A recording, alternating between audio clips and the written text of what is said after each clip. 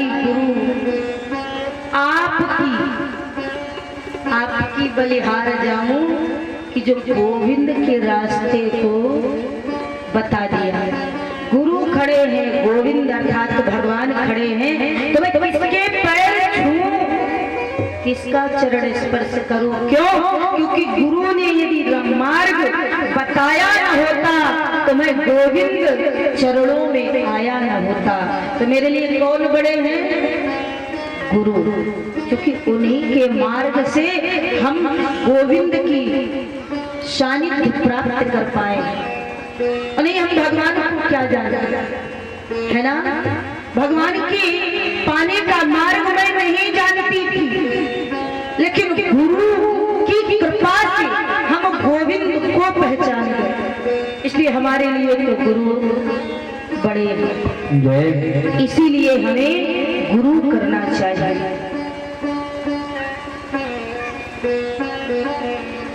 और नहीं तो जब तक हमारे जीवन में गुरु नहीं मिल जाते तो ये जीवन जो पिछला हमने जिया ये निस्वार्थ है, बेकार है, निरर्थक है। क्यों? क्योंकि जब से मैंने गुरु किया तब से हमारे जीवन की शुरुआत हुई। पीछे हम क्या जाने कैसे हमारा जीवन गुजरा। एक बड़े अच्छे संत थे तो गांव में आ गए। तो गांव के लोगों ने पूछा, महाराज कब से संत हो, कितने दिन हुए, आपकी उम्र क्या है? तो संत जी ने कहा, मेरी उम्र 20 वर्ष है। और संत जी थे 40 वर्ष। तो कहा क्यों? अब गांव के लोग समझ नहीं पाए। कहा महाराज झूठ बोलते हो, संत होकर के उम्र तुम्हारी लगभग 40-45 वर्ष है, लेकिन 20 वर्ष बता रहे हो। कहा बात ऐसी है बेटा कि 20 वर्ष तो मेरे बेकार गए, किसी काम के नहीं। और मुझे गुरु की सानिध्य मिली, संत में हुआ जब मुझे वो उम्र 20 वर्ष हुई है, इसलिए पिछला जीवन तो मेरा बेकार गया। तो अब मेरी उम्र 20 वर्ष है, क्योंकि 20 वर्षों से मैंने भगवान को पहचाना है, इसलिए मेरी उम्र 20 वर्ष है। तभी कहते हैं गुरु करना चाहिए। हाँ, अब वैसे तो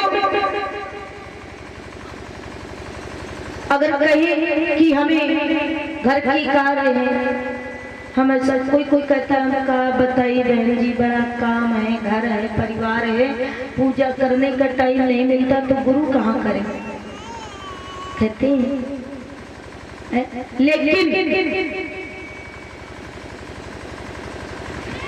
जीवन जब से मिला होगा तब से कभी फुर्सत नहीं है। क्यों? क्योंकि ये माया नगरी है। काजल की कोठरी में कितनों शयानो जात और कहीं न कहीं दाग लग जाता। ये माया नगरी है, सब माया में फंस जाती है। जो आता है माँ के गर्भ में जब जीव होता है तो क्या कहता है भगवान से कि प्रभु जल्दी बाहर निकालो, दिन रात आपका चिंतन करेंगे, आपका ही पूजन करेंगे, आपका ही नाम लेंगे और किसी से हमें कुछ मतलब नहीं रहेगा। और जब ही गर्भ से जीव बाहर आता है, जब बाहर आता है तो सब भूल जाता है।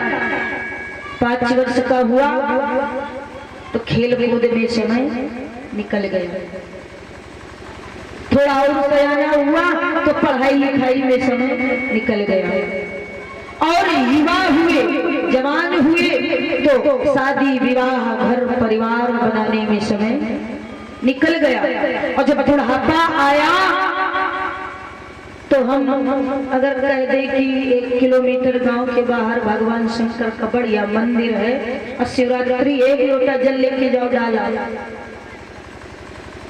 तो कहो चलना मुश्किल पड़ जाता है, क्योंकि अवस्था ढल जाती है। इसलिए हमें ये नहीं सोचना चाहिए। किसी कवि ने कहा है कि तूने गर्भ में जो वादे किए हैं वो भूल गया है। क्या?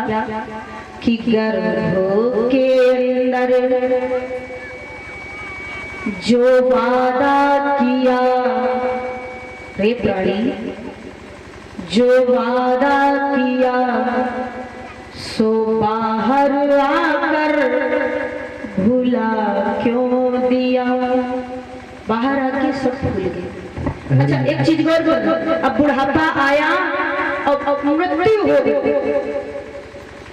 तो अब अर्थी जा रही हो तो देखा होगा लोग कहेंगे राम नाम सत्य है, और सत्य बोलो क्या है?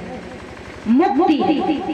कहते हैं राम नाम सत्य है, सत्य बोलो मुक्ति है।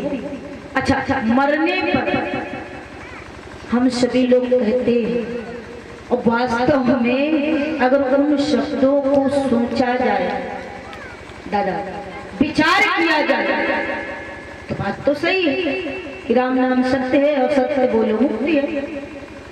और वही मरने पर हम कहते हैं, और जीते जी यदि अपना ले तो भाई जीते जी अपना ले कि नहीं नहीं राम नाम सत्य है और उन्हीं के नाम से हमारी मुक्ति होना है, तो हम अर्थी पर कहते हैं लेकिन अपने वास्तविक जीवन पर कभी उतारते नहीं है। क्यों? ये हमें जीते जी करना चाहिए। लेकिन फिर भी जब सब जाता है तो वो एक संकेत करता है, क्या? कि भैया मैं तो जा रहा हूँ, जैसा किया जो कर पाया अच्छे बुरे कर्म, लेकिन अब तुम समझ जाओ, तुम समझ जाओ कि राम नाम सत्य है और सत्य से ही हमारी मुक्ति है। इसलिए हमें राम नाम लेना चाहिए। कहते हैं कि राम से बड़ो राम को नाम, और रे प्राणी एक बार भज के देखो, एक बार भज के देखो, एक बार। तो किसी ने कहा क्या कि कहाँ लग करा हूँ और नाम बड़ाई, और राम न सकही नाम गुण गाई। कहाँ लग करो नाम बड़ाई। हमारे मुख में हमारे पास इतनी सामर्थ्य नहीं कि हम राम के नाम की महिमा को वर्णन कर सके, राम के नाम की महिमा को बता सके। इतनी सामर्थ्य हम सब किसी में नहीं है। इतनी महिमा है प्रभु राम के नाम में, भगवान भी नहीं जानती कितनी महिमा है। हाँ तो अब आप समझदार हैं कि हमें कितना कैसे क्या करना है। बोलिए गोविंद भगवान की जय। आइए भगवान नाम का संकीर्तन 2 शब्दों में, इसके बाद सुंदर कथा।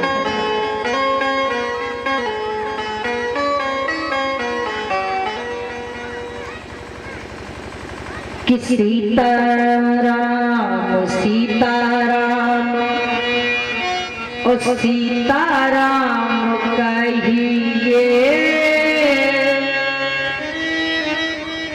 ओ जाहि भी